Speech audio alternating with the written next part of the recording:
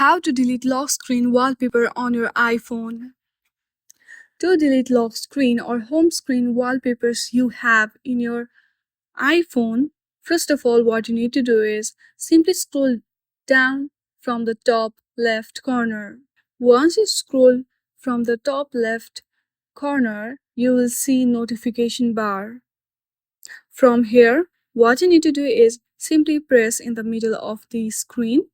Now here are all of your wallpapers. Choose the one which you want to delete and slowly slide up, and there you will see delete button. If you hit on that, a pop-up of delete this wallpaper will be seen. Simply tap on it to delete your lock screen wallpaper.